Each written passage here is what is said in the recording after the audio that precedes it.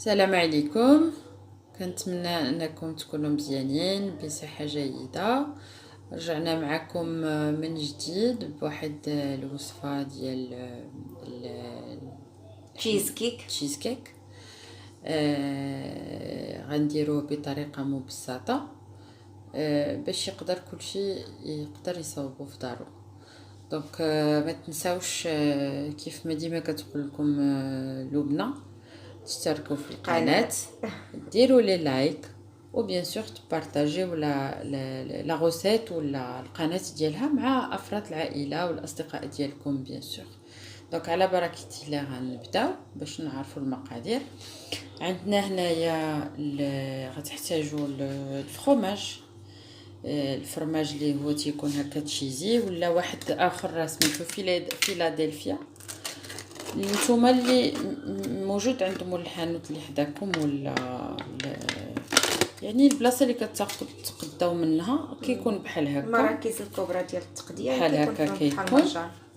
غنحتاجو جوج على حسب لو مول ديالكم. ديما كنهضر على حسب المول ديالكم. الا كان صغير كتحتاجوا غير وحده، غديروا غير وحده ولا غير جوج بلا ما تزيدوا جبلي. وغديروا نص ديال المقادير اللي عندنا، يعني غديروا غير جوج دانونات وغديروا 3 البيضات وغديروا جوج معالق كبار ديال الزبده ولو بسكوي التقدى اللي غدير لكم لو مول ديالكم. دونك غنحتاجوا واحد فاني. هادشي اللي غنحتاجوه بوغ لو مومون. حنايا عندنا هنايا كنزيدوا الوصف ديالو، كنديروا سميتو هاد الفاكهه لي فرامبواز هاهما، كنديرهم الوسط باش كيجيو زوينين. كيجي واحد المذاق حلو مالح زوين، ماشي مالح ولكن الملوحه ديال الفرماج. مي هو تشيز كيك، داكشي علاش تسمى تشيز كيك. بالجبن كتعطي النسمه ديال الجبن وميم طون كتعطيكم النسمه ديال الحلاوه. دونك غنبداو هادو المراحل ديال الاعداد. غنضربوا اولا تشيزي كيك، هذا لو تشيز الفرماج هو الاول مع جبلي حتى كيتضربوا مزيان. ونسيت لكم واحد المكون اللي هو سكر كلاصي، نسيت ما هضرتش عليه. سكر كلاصي بصح سكر كلاصي غتحتاجوه حتى هو، سمحوا لي نسيتو. دونك غنضربوا الفرماج جبلي وسكر كلاصي والفاني. هاد الشيء اللي عاقد مزيان هو الاول. عاد باش غنضيفوا عليه دانون مسوس ما يكونش حلو، ونزيدوا البيض. ومن بعد نوريكم الطريقه. مي اول حاجه غادي نسبقوا هي هاد البسكوي هو الاول. دونك نتلاقاو باش نعرفوا كيفاش غنقدموا كل حاجه بوحديتها. ها نتوما كيما شفتوا. دونك حنا عندنا المقدار ديال البسكوي اللي هذا خلطناه، طحناه لان عندنا هذا المول هذا شويه كبير. اللي عنده المول صغر من هذا تيدير المقادير اللي نقص منهم. حنا هنايا المول ديالكم انا دابا درت هنا باكيه ديال البسكوي، باكيه وشي حاجه، باكيه وشي تقريبا شي 6 لي بسكوي زايدين. ودرت هنا 3 ديال وقول كاع 4 ديال المعالق كبار ديال الزبده باش نخلطهم. عاد باش غنديرهم في لو مول.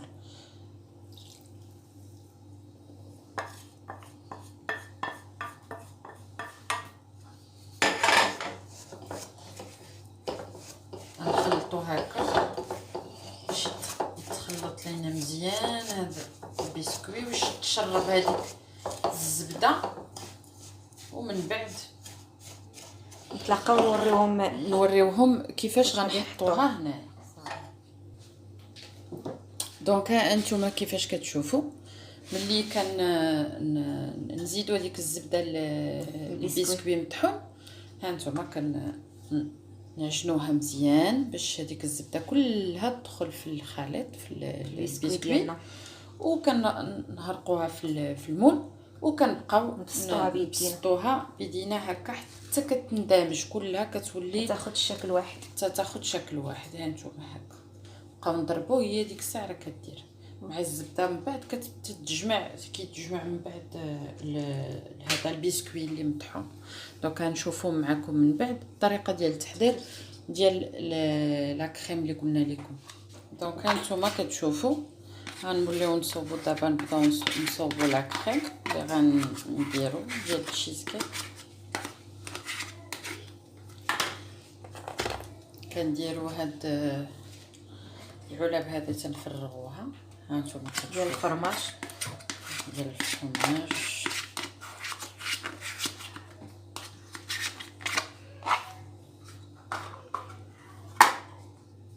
وغادي نضيفو دابا جبلي. هانتوما دابا بدينا بتحضير لا كريم. هذيك جوج علب ديال التشيزي هما درناهم هنا ديال الفرماج، وزدنا عليهم علبه ديال جبلي. غنديروا سكر كلاصي.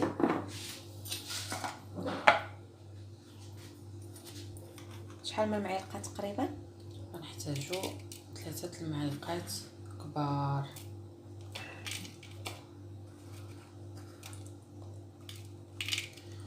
ثلاثه المعالق كبار يكونوا كبار، بحقاش دابا انا ما كنهزش، يكونوا عامرين مزيان، يكونوا عامرين مزيان. وغنبقاو نديرو هكا حتى المعجون هاد الخليط مزيان هكا. نبقاو نخلطو مزيان تيدخل داك السكر كلاصي مع الفرماج وجبلي مع الاجبان كما كتلاحظوا. السكر كلاصي كيبقى على حسب الذوق ديالكم، الا بغيتوها حلوه باينه اولا غير شويه. انا ديما الحلاوه تنقيس فيها، ما تنديرش بزاف الحلاوه، ندير كلشي غير بالقياس. هانتوما كتبقاو تخدموا مزيان.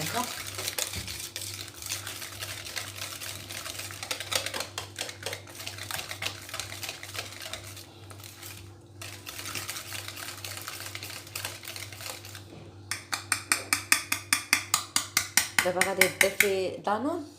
دابا غنضيف دانون وغنستعمل الخلاط الكهربائي. ما قلت لكم دابا ملي درنا دابا سكر ثقيل سكر كلاصي، سكر كلاصي مع جبن والفرماج اللي في لي بواط. غنزيدو دابا جناهم مزيان ضربناهم غير بالضرب اليدوي. ودابا غنزيدو الزا ولا الفاني، غنزيدو دانون مسوس،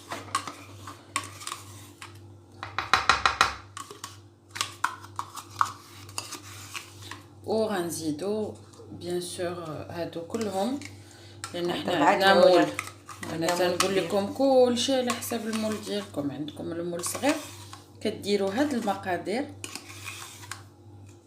بالنص ديالها، اولا عندكم مول كبير كبر من هذا اللي عندي غديروا عاوتاني المقادير كتر، كتدوبلوا المقادير على حسب المول.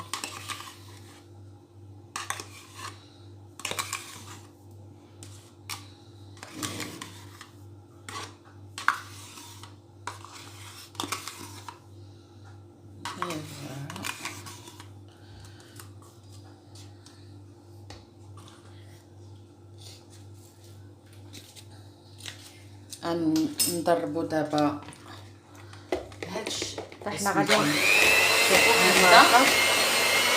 انا غنخليوه هذا تطرب من بعد غنزيدوا البيض. ها هو الخليط ديالنا من بعد ما ضفنا البيض وضربناه تيجي بحال هكا.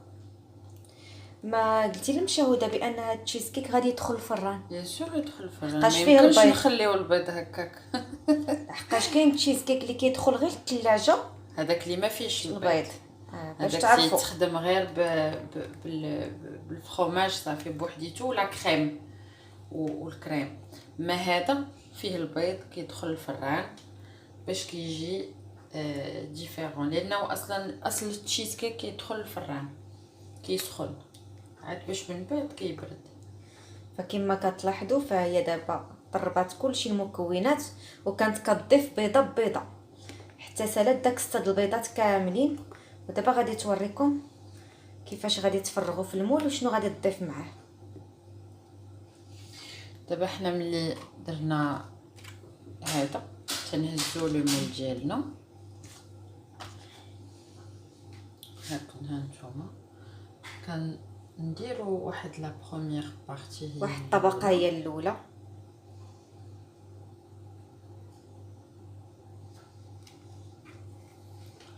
ومن بعد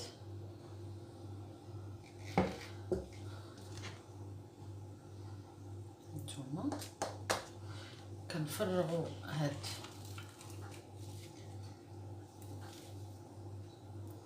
لي فرامبواز ديالنا. فاحنا غنكملوهم كاملين في المول بحال هاد الطريقه في المول هكا، فرغهم كاملين